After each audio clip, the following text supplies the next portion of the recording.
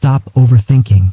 If you think too much about anything and everything, you should read Nick Trenton's book Stop Overthinking right away. Are you under any form of stress? This book will alter your viewpoint and provide you with the ability to soar to a peaceful island. Go ahead and read now to experience joy. Overthinking is the practice of devoting excessive amounts of time and effort to an unproductive and unpleasant style of thinking about something, usually a problem or choice. It's similar to repeatedly going over the same ideas in your mind while speculating about various possibilities or fretting about potential outcomes. It's acceptable to think about things, but overthinking is when you do it too much and it begins to make you feel stuck or anxious. It seems as though your mind is circling around in circles rather than coming up with a sensible and practical answer. Today is the last day of your overthinking problem, if you have one as well. Overview. We will discuss Nick Trenton's book Stop Overthinking today. You'll discover practical strategies for lowering anxiety and regaining mental control in this book summary. An unhappy mind is a wandering mind. You are overthinking if you find yourself worrying about the future and analyzing the past so much that it interferes with your ability to concentrate on a daily work. Because it provides us the impression that we are taking action toward the solution to the issue we are overanalyzing, many of us have developed a habit of overthinking. Even with a well-thought-out plan, it is nearly impossible to stop overthinking with this way of thinking. Yet, if your worry levels rise, your mind will continue to overthink. To quickly reduce anxiety and gain mental control, you must address its underlying causes, as this summary will teach you. We have broken down the book's key principles into 7 chapters to make it easy to understand. Let's get started. Chapter 1. Strategies to quit overanalyzing. First method, 5-4-3-2-1. The 5-4-3-2-1 technique will divert your attention long enough for you to feel in control again. Physicians employ this technique to assist patients in overcoming anxiety disorders. The 5-4-3-2-1 method is as follows. When under stress, count carefully from 5 to 1. Use each number as a cue to activate one of your 5 senses as you count down. Look at 5 items around you around 5 o'clock. Listen to 4 distinct sounds on 4. Feel 3 emotions on 3. Look for 2 scents on 2. Determine a single taste on 1. Imagine consciousness as an in and out of your body ball of awareness. Your mental ball of awareness bounces around within your head like a pinball while you're deep in concentration, considering all the possible outcomes. What if this occurs? What happens if this doesn't occur? What if I had taken a different approach? Etc. Your attention will leave your head and linger over the desk if you pause to focus on a small feature in your surroundings, like the colors and lines of a nearby wooden desk. You can stay out of your head long enough to lower your anxiety and restore control by using this 5-4-3-2-1 technique. Method 2. Explore with counter-belief. Every overstatement case has underlying assumptions.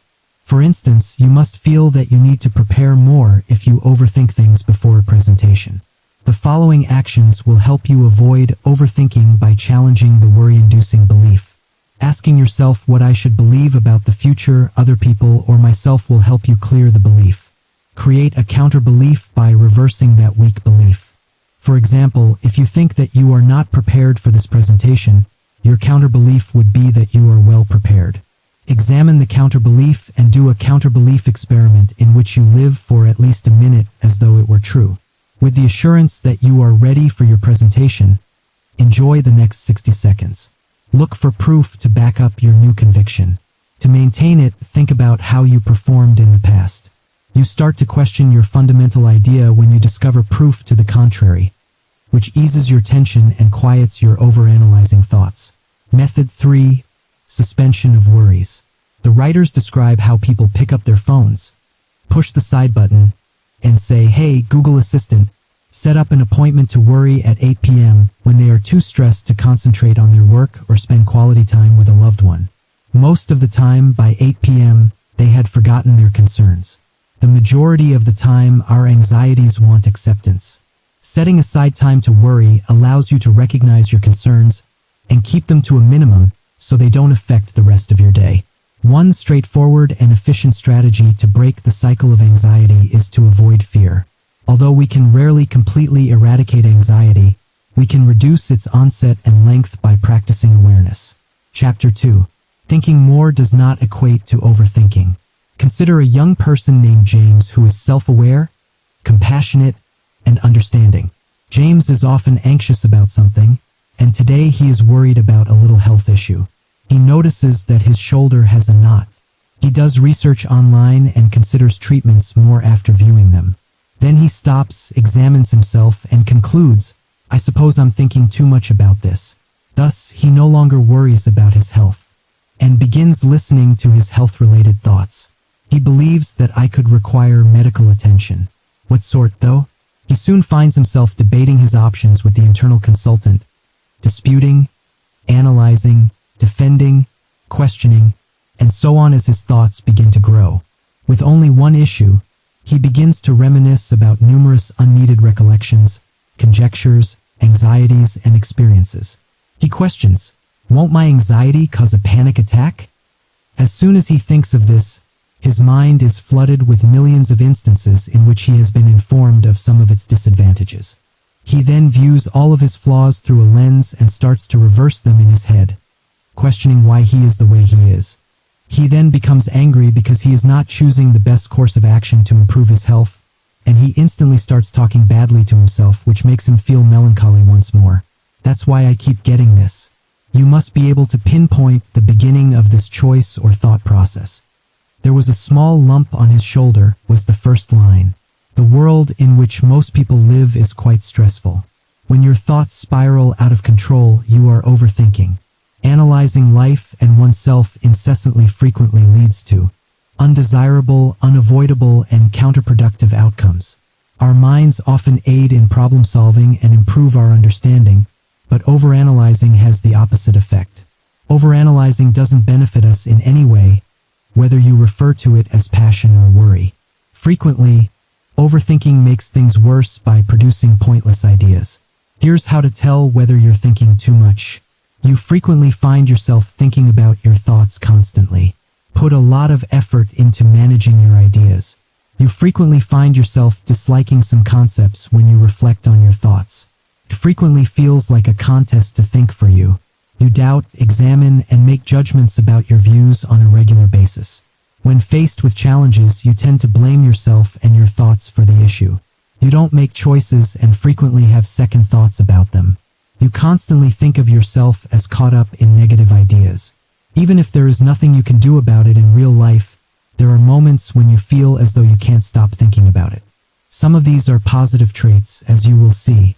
Greater awareness leads to the development of thinking power. You can improve your decision-making by challenging your automatic thought patterns. The talent of thinking is wonderful. Perhaps humanity's greatest asset and the cause of many of our accomplishments is our capacity to stop, reflect, and question our thoughts. Thinking is not dangerous. God has given us our mind as a special instrument for this, but when we feel overwhelmed, we lessen its effectiveness. Chapter 3. Stressors. The following are typical causes of stress. Concerns about money, employment, relationships, family, aging, and stressful life events are common. They want to have it after seeing someone else outside with a great material possession. Pressure from the workplace, children's expectations, and a lack of passion in relationships. They hear bad news. Politics comes in two varieties, both positive and negative politics. Negative when there are discussions about hurting other people, and positive where there are discussions on the nation's advancement. Discussing unfavorable policies makes people more stressed. Consuming too much junk food and not getting enough sleep. Recall the unpleasant experiences you had in the past. Your bank balance is low. In addition, the surroundings in which you spend the majority of your time, such as your home and workplace, have a big influence on your mental health. You must therefore have heard that keeping your room tidy is a good way to reduce stress. Because it impacts your mind subliminally, an unstructured environment at home or at work is a major cause for concern. Stress and happiness are influenced by a variety of factors, including the color of the walls, the people who live there, the light quality, and the sounds and odors you encounter. Chapter 4. The effects of overanalyzing. Remember James? We only got a fleeting glimpse of his thoughts. But suppose that he does this all the time. Most individuals do not think that worrying and overthinking are bad, even if we know that they are not. They also believe that worry is merely an idea, but it's not the same. Anxiety is a social, psychological, spiritual, mental, and bodily condition. There is no area of life where overthinking does not have an impact. Your HPA axis, which includes the pituitary, adrenal, and hypothalamus, activates when you feel threatened. Your body reacts when your mind sets off hormones and neurotransmitters, preparing you to fight or stay safe. Long-term and short-term bodily effects include headache, nausea, tense muscles, exhaustion, dry mouth, lightheadedness, elevated respiratory rate, shaking, sweating, digestive issues, immune system deterioration, and memory loss. Our bodies can only withstand high levels of stress for brief periods of time. However, chronic stress can lead to health issues like hormone imbalance, heart disease, and sleep deprivation. On a mental and psychological level, symptoms including exhaustion, anxiety, agitation, trouble concentrating, loss of drive, changes in appetite and sexual desire, nightmares, depression, a sense of being out of control, and indifference in life start to appear. Furthermore, tension lowers our confidence and reinforces negative thought habits and damaging self-talk. Issues include a lack of interest in preserving intimate relationships, subpar work performance, anger toward others, avoiding social interaction, and engagement in addictive or destructive activities start at the social and environmental level. When someone is under a lot of stress, they lose their sense of purpose and satisfaction in life, stop planning for it, become unable to help others, and, most importantly, lose the will to live. Your body will worry by producing more cortisol and other stress chemicals if you are overthinking all the time. It will cause you to ponder more and more, which will raise your stress levels and alter your perception of your life and yourself. You can then make poor decisions for yourself, such as staying up late, eating poorly, remaining silent, etc. Excessive thinking exacerbates normal nervousness. As a result, individuals become enmeshed in the web of anxiety and develop a negative habit that damages their mind, body, and soul. Everybody thinks and analyzes it differently. However, we are most in charge of how we understand our past and proceed. You, too, can learn to change your perspective, stop worrying all the time, and teach your mind to work in your favor. Chapter 5. Stress Management's 4 A's. These techniques are similar to a lifeboat during an overthinking storm. These strategies include avoiding, changing, accepting, and adapting. These 4 techniques assist in managing all of life's stressors. Avoid. The first step is to stay away from it. Although it may seem easy, there are many issues in life that you must ignore. Although there are things in life that we cannot control, we may control our circumstances to avoid having to live with or in stressful situations. Consider what in your surroundings is causing you stress and how you might manage or get rid of it. You can do something similar for this. In the event that the retail outlet is overcrowded on Saturday, you can reschedule your shopping to a less congested time to complete your weekly shopping during the slowest period. In this manner, you won't have to cope with the pressures of a busy store if you avoid it. Similarly, you can stay away from folks who make you feel anxious. Let's say that having your relatives visit you over the holidays causes you more stress. In order to avoid spending hours alone with nothing to do but stress each other out, please try to arrange for them to stay in a neighboring room. Avoiding stress does not mean avoiding obligations or ignoring actual issues. All you're doing is learning to say no to needless and damaging stress. Saying no to circumstances and individuals that ask for too much of your resources is always an option. These resources may include time, money, attention, and mental energy. Don't stop saying no to things in life that take up all of your time. Alter. Examine your work schedule and cross out 2 or 3 items that can be more crucial. Give the task to someone else or let someone else to assume responsibility for it. Therefore, the next time you find yourself in a difficult scenario, consider whether you can avoid the entire problem. Do it if you can. Let things go if you can't. Look for methods to make things better. Asking others to behave differently is always an option. For instance, ask the barber to cut your hair correctly if he is not doing it the way you want it cut. Instead of putting up with the difficulty in silence, Express your wants and feelings clearly. Instead of sitting quietly and listening to your friends' dumb jokes, express your feelings and urge them to stop if you haven't already informed them directly. Although we cannot prevent all stress in life, we frequently have a role in how these events transpire. Engage in social interaction to lower stress levels. Aside from this, find a technique to pass the time without being stressed if you are unable to avoid that circumstance. For instance, play an audiobook on your phone and listen to it as you shop if you can only visit the store on Saturdays and don't have the time. Go to a dull party if you can't avoid it, but be upfront about it right away. I have to leave in an hour. If you are unable to prevent stress, consider what you can do to alter it. You have to accept it if the majority of your response is no. To start, express your disapproval of something clearly. Acceptance is expressing your thoughts rather than acting as though you don't feel the way you do. For instance, you can focus on accepting the circumstance by phoning a friend to express your feelings if your partner recently ended your relationship through massage and you are powerless to change his decision. Forgiveness is acceptable if you feel that you have been the victim of injustice. Keep in mind that forgiveness is for you, not for the other person. You can avoid the tension and lost energy that come with harboring resentment and placing blame on the other person by forgiving them.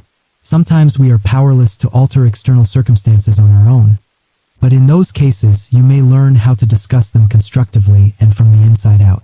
For instance, rather than stating, "I am such a fool," or "I wasted my family's money and failed my exams," you may say, "I made a mistake, and it makes me unhappy. However, I am not defined by this one experience. I'll take what I've learned from these errors and do better the next time." Acceptance does not imply that we approve of what occurred or that we should not attempt to alter it. It means that we focus on what we can do and quietly accept what we cannot change. Adapt. You can effectively manage stress over the long run if you can make it your own. Customization entails adjusting your expectations, beliefs, objectives, and worldview as needed. Avoid having a perfectionist mindset and worrying about perfection all the time, since he frequently falls short of his expectations. Therefore, the greatest method to reduce stress is to lower your expectations so that your new expectations are more appropriate and practical, rather than trying to become Superman. Changing to cope with stress entails altering who you are. To do this, practice being purposefully more positive and resist the urge to think negatively. By altering your viewpoint, you may frequently make your mentality more adaptable, which makes chances visible even under trying circumstances. Because we look for ways to strengthen ourselves when we learn to be stress-friendly. Develop the practice of writing down your blessings every day in a thank you list. In addition, reassure yourself that you are resilient and capable of managing the opposite circumstance. You may face challenges with confidence if you have this kind of strong approach, ideas, and drive. Living with this mindset also improves your personality. These, then, are the 4 pillars of stress reduction. Take a moment to observe yourself when you start to feel worried. You can always find an active method to deal with any circumstance, no matter how stressful it is. You have the resources to deal with stress, so you are not powerless. Using these technologies requires some awareness. For instance, a coworker causes you daily stress at work. Therefore, rather just remaining silent, pause and inquire whether you can avoid your coworkers. Eat lunch at a different time or sit physically apart from them to avoid running into them in the cafeteria. However, you have to address them at weekly meetings when they frequently disrupt you or steal your ideas, and then consider methods to improve the situation, such as finding a quick way to leave the meeting. You talk to your colleague directly and express your worries that your behavior is making me uneasy during the conference. When you interrupt me, it feels like I've been turned away. Please keep your ideas to yourself the next time you present them to me at the meeting. Accept the circumstance if none of these are feasible in practice. Please confide in a close friend about your frustration, or persuade yourself that that colleague's nature is to upset everyone. Therefore, don't be upset about it. In the end, you can overcome it by trying to become a more self-assured and articulate individual. You confidently say, "I'm talking now." Please say your words later and continue, once you've realized that you have just as much right to speak during the meeting as anyone else. Chapter 6. Make use of journals and stress diaries. Writing down your everyday events is a good method to increase your awareness of them. Overanalyzing can make you feel as though you have a million thoughts racing through your head, and it can be difficult to identify which of them is making you anxious.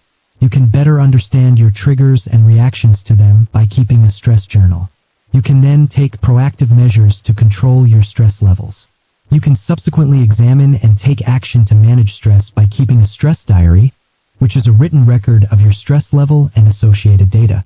We all need stress in our lives, and this journal will help you determine which pressures are healthy for you and which are not. Note the time and date of each item, then assign a rating to yourself based on how you feel. For instance, assign a score of 10 for high anxiety and 1 for low tension. You can record your bodily symptoms to gauge your level of stress. Also, take notice of how well that pressure measurement technique works. After that, concentrate on any recent stressful incidents and attempt to determine what is generating your current predicament. Lastly, describe your reaction to the event and its outcome. For instance, February 4th, 9:15 a.m. Regarding Dad's shoulder surgery, you got a distressing message. When I saw this, I began to feel a little worn out. I began experiencing gastrointestinal distress and difficulty focusing at work. You believe that your feelings are a result of your fear that something horrible would happen to him. You know that this might make the situation worse, which is why you are not responding to the message. Every time you feel stressed or your mood shifts, make a note. After a few days or weeks, take that diary and examine it to determine the pattern of stress.